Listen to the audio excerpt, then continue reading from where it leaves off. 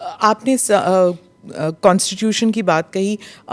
हाल ही में एक्चुअली कल ही हुआ था कि एक कॉमेडियन जो हैं महाराष्ट्र में, उन्होंने संविधान को दिखाया और कहा इस संविधान से मुझे अभिव्यक्ति की आज़ादी मिलती है, मैं कुछ भी कह सकता हूँ। अभिव्यक्ति की आज़ादी कानून के दायरे में, संवैधानिक मूल्यों के दायरे में होना चाहिए और उसी दायरे में अभिव्यक्ति की स्वतंत्रता है। आपकी अभिव्यक्ति की स्वतंत्रता किसी दूसरे पर व्यक्तिगत प्रहार करने के लिए नहीं हो सकती है। दुर्भाग्य है कि कुछ लोगों ने देश का चीरहरण करना, विभाजन की खाई को और चौड़ी करने के लिए इस अभिव्यक्ति की स्वतंत्रता को अपना जन्मसिद्ध अधिकार मान लिया है। और मुझे लगता है ऐसे लोगों के खिलाफ जो समाज में विभेद पैदा करके सौहार्द को खतरे में डालने का कार्य कर रहे हैं, उनके साथ कानूनी तरीके से उनके साथ उसी प्रकार का व्यवहार भी होना चाहिए। महाराष्ट्र में ही कुछ महीने पहले एक स्लोगन उठा था, बटेंगे तो कटेंगे। वो भी ऐसे ही विभाजनकारी स्लोगन ही था? विभाजनकारी नहीं था। आप मुझे बताइए, यह देश गुलाम क्यों हुआ? क्योंकि जातियों में विभाजित था। अगर उनको जोड़ने की बात की जा रही है कि वे बंटो मत, अच्छे के बारे में सोचो, विकास के बारे में सोचो, विरासत के बारे में सोचो। ये उछला नहीं था, ये यूपी से मैंने ही कहा था कि बटेंगे तो कटेंगे, एक रहेंगे तो सेफ रहेंगे।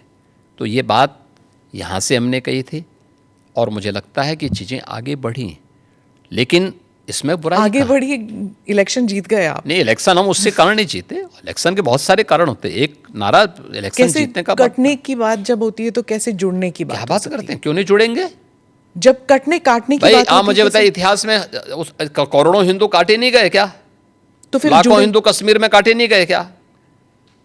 काटे नहीं गए थे। तो इसीलिए हम उसको भूल क्यों जाते हैं? इतिहास वर्तमान का दर्पण होता है और भविष्य की कार्य योजना बनाने का एक माध्यम भी होता है। तो इसको खुरेद के इसलिए वर्तमान पीढ़ी भूल गई होगी तो उसको बताने का एक माध्यम है। अरे बताना पड़ेगा हमें, ये हमारा दायित्व भी है। पर ये खुरेदने से क्या दंगे वंगे नहीं होंगे? दंगे कैसे होंगे? फिर दंगाइयों का उपचार भी तो है। दंगों से वो डरेगा जो उन दंगाइयों के सामने घुटने टेक करके नाक रगड़ते हैं। उनको घुटनों के बल चलने के लिए हम मजबूर कर लेते हैं और ठीक भी करते हैं उनको। ये जो आपका जो दबंग स्टाइल है? नहीं, दबंग स्टाइल नहीं, ये हमारी शराफत का स्टाइल है। हाँ, आप ये कहते हैं, लेकिन अखिलेश जी और जो उत्तर प्रदेश के बाकी नेता है वो यही कहते हैं कि आप जो कह रहे हैं कि प्रशासन और लॉ एंड ऑर्डर जो कंट्रोल में है, ये सिर्फ लीपापोती की जाती है। वो उनके सोशल मीडिया हैंडल पे रोज़ तो मुझे कहता हो लिस्ट आता है। मैं क्या कर रहा हूँ?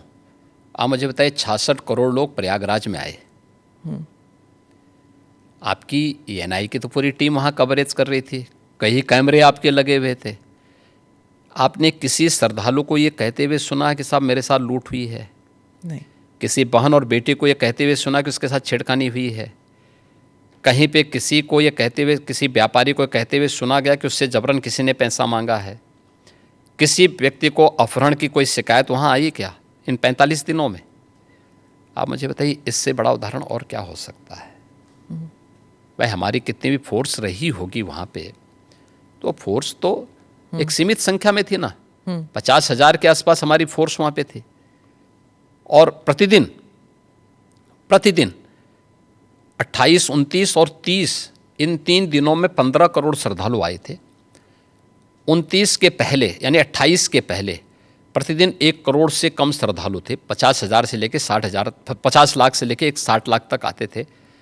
और 29 के बाद से फिर ये बढ़ता गया और 3 फरवरी के बाद से यानी बसंत पंचमी के बाद से यह और तेज़ी के साथ आगे बढ़ा। संख्या 1.5 करोड़, 2 करोड़, 1.5 करोड़, 2 करोड़ की पर डे की आ रही थी। लेकिन कहीं आप लोगों ने सुना? कोई बात नहीं थी। दूसरा, 25 करोड़ की आबादी का राज्य,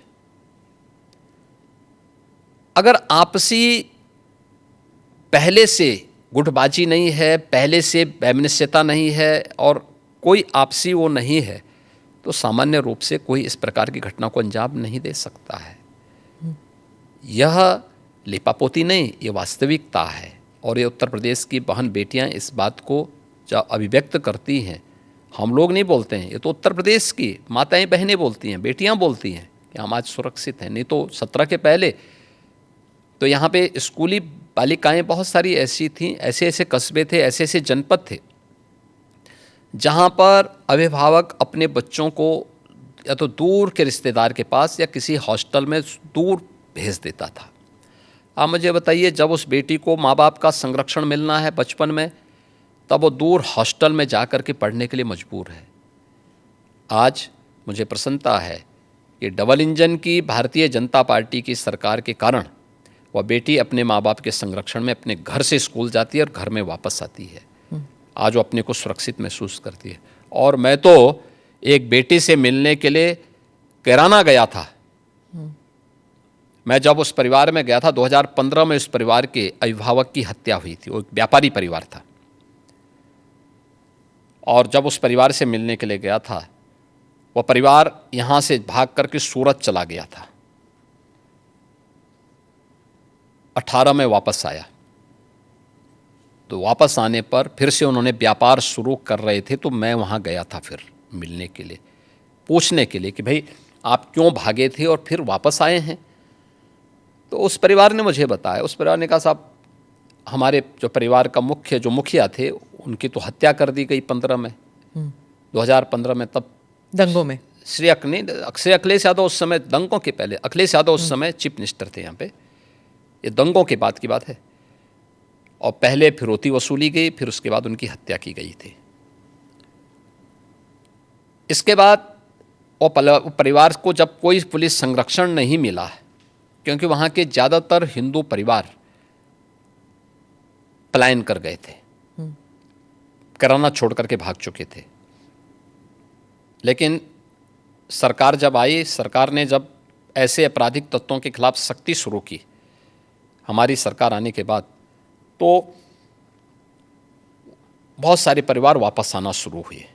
तो उनकी प्रॉपर्टी पे बहुत सारे दंगाइयों ने कब्जा करके रखा हुआ था, तो उन कब्जों को खाली, बहुत सारे लोगों ने तो सरकार बनते ही कब्जे खाली कर दिए थे। बाकी जो बचे हुए थे तो उनको हमने वसूली के साथ कब्जे खाली भी करवाए और ये सारी कार्रवाई वहाँ पे संपन्न हुई। तो उस परिवार से मैं मिलने के लिए गया था, क्योंकि उस परिवार के एक प्रमुख सदस्य की हत्या हुई थी और उसके बाद ही किराना का पलायन शुरू हो गया था। उस परिवार में 6ठी क्लास में पढ़ने वाली एक बालिका थी। मैं उस परिवार में गया तो मैंने उस बेटी से पूछा, मैंने कहा कौन क्लास में पढ़ती? उसने कहा 6ठी क्लास में। मैंने कहा स्कूल जाने में भय नहीं लगता है? उसने कहा नहीं, अब तो नहीं लगता है। अब सोचिए कि 3 साल पहले जो बेटी स्कूल जाने से वंचित रह गई थी और सूरत जाने के लिए मजबूर हुई थी, वही परिवार वापस आया, क्या उसको सुरक्षा नहीं मिलनी चाहिए थी? आप कह रहे हैं कि दंगाइयों के खिलाफ कार्रवाई नहीं होनी चाहिए, तो फिर इन बेटियों की सुरक्षा कौन करेगा? इन व्यापारियों की सुरक्षा कौन करेगा? तो यही डंडा इन बेटियों की सुरक्षा करता है, इन व्यापारियों की सुरक्षा करता है, इन दंगाइयों को और इन अपराधियों और माफियाओं को ठिकाने भी लगाता है। और इसलिए इतनी सख्ती हमें करनी पड़ती है। और तब 25 करोड़ की जनता भारतीय जनता पार्टी के साथ समर्थन के साथ खड़ी है।